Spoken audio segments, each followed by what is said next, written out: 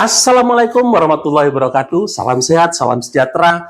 Sobat-sobat KRS dimanapun Anda berada, berjumpa dengan saya Debu Widyadana dari Klinik Rumah Swadaya BP2B Jawa Tiga dalam segmen Ngopi, Ngobrol dan Beropini.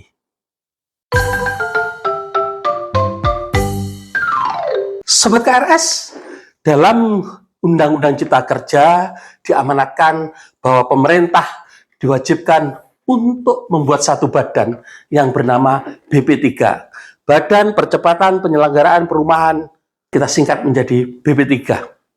Sebenarnya BP3 ini bisa memiliki peran penting dalam mendukung program 3 juta rumah yang diusung oleh Presiden Prabowo. Karena salah satu tugas dan fungsi daripada BP3 adalah mengelola dana konversi hunian berimbang yang disetor oleh pengembang rumah mewah dan rumah menengah. Dalam bentuk kewajiban itu, maka pemerintah melalui BP3 bisa membangun rumah subsidi. Nah, bagaimana BP3 ini bisa memuluskan atau bisa membangun rumah sederhana? Kita ngomong di daerah istimewa Yogyakarta. Ketua Umum DPP Apersi, Junaidi Abdillah, pernah mengatakan di dalam Detik Properti yang dimuat 25 Juli 2024, bahwa setiap tahun dana konversi yang dikelola oleh BP3 itu bisa terkumpul sekitar 20,1 triliun. Nah, ini tentunya jumlah yang luar biasa. Kemudian, Sobat KRS, bagaimana ini dapat membawa dampak positif? Menurut saya, dengan adanya Pergub DIY nomor 48 tahun 2018 tentang prosedur permohonan pemanfaatan tanah kesultanan dan tanah kadipaten, kemudian Pergub 24 tahun 2024 tentang prosedur pemanfaatan tanah kelurahan, dua kebijakan ini antara BP3 dan Pergub ini bila disatukan bisa menjadi peluang besar bagi warga Jogja untuk mendapatkan rumah murah. Bagaimana caranya? Nah, ini tentunya dengan cara-cara yang out of the box, kata orang-orang itu. Dengan cara-cara yang luar biasa. Misalnya begini, Sobat KRS. Dana yang terkumpul itu untuk membangun rumahnya. Selama ini kita selalu terfokus bahwa pengembang itu reapersi dan lain sebagainya itu jual rumah. Konsep ini harusnya kita belah. Pertama, ada rumah yang bisa dijual, dibeli, kemudian ada rumah yang hanya disewakan. Di sini peran dan kehadiran pemerintah tentunya harus besar. Bagaimana konsepnya? Pertama, kita manfaatkan tanah-tanah kas desa. Kalau selama ini di Jogja itu, dalam satu berita kemarin, dalam video yang sudah kita buat, itu ada 2.000 rumah subsidi di Jogja tidak laku. Alasannya salah satunya entah letaknya jauh. Kemudian dengan angsuran 1 jutaan itu sudah memakan 50% daripada UMR Jogja. Nah, kemudian bagaimana kita memanfaatkan kebijakan Sultan ini? Sebenarnya gini Sobat KRS yang ingin kita tawarkan. Tanah kas desa, tanah kesultanan itu dijadikan perumahan.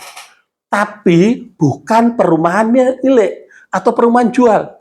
Tapi perumahan sewa yang mungkin diberi jangka waktu 30 plus 20 tahun, nantinya propertinya kembali kepada si pemilik tanah. Dananya dari mana? Tentunya dana yang bisa dihimpun dari BP3. Yang menurut perhitungan dari anggota Apersi itu sekitar 20,1 triliun. Oke, di Jogja saja. Kita kumpulkan, kita bangunkan rumahnya. Tentunya tanah-tanah kelurahan di kota Jogja dan Provinsi Jogja itu tidak terlalu jauh dari pusat keramaian. Ada Sleman, ada Bantul, ada Kulon Progo, cukup dekat dengan tempat mereka bekerja. Kemudian rumah-rumah ini dibangun dengan dana yang dikumpulkan atau dihimpun oleh BP3. Harga sewanya bagaimana? Harga sewanya jangan pernah melebihi 30% dari UMR. Jadi harga sewanya harus ditekan sedemikian rupa, dan harga sewa ini nantinya untuk perawatan. bagi rumah-rumah ini. Sehingga rumah itu dalam jangka waktu 30 tahun, 40 tahun masih sangat layak. Nah, ini mungkin bisa menjadi salah satu solusi bagaimana rakyat Jogja mendapatkan rumah-rumah murah. Rumah-rumah yang layak bagi mereka, rumah-rumah yang tidak jauh dari tempat mereka bekerja, rumah-rumah yang nyaman untuk ditinggali. Karena dengan Undang-Undang Dasar yang 28 huruf H itu menjadi kewajiban pemerintah untuk menyediakan rumah yang layak bagi warganya. Sobat KRS, jadi pertama adalah bahwa rumah tidak harus menjadi hak milik. Tapi rumah yang disediakan oleh negara, besaran sewanya pun harus bisa ditekan seminimal mungkin. Maksimal 30% dari UMR. Kemudian tata kelolanya harus benar, dan lain sebagainya, pemeliharaannya. Kami rasa ini salah satu solusi yang bisa ditawarkan kepada pemerintah. Dan rumah layak huni bukan hanya milik, tapi kita bisa menghuni.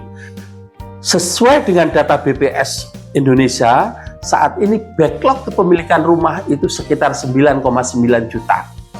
Dengan kebutuhan rumah 800.000 setahun, tetapi rumah tidak layak huni jauh lebih besar, sebesar 26,9 juta.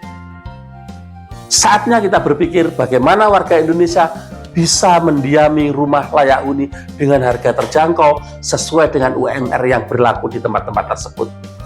Demikian opini dari kita, salam sehat, tetap semangat, dan salam inklusi.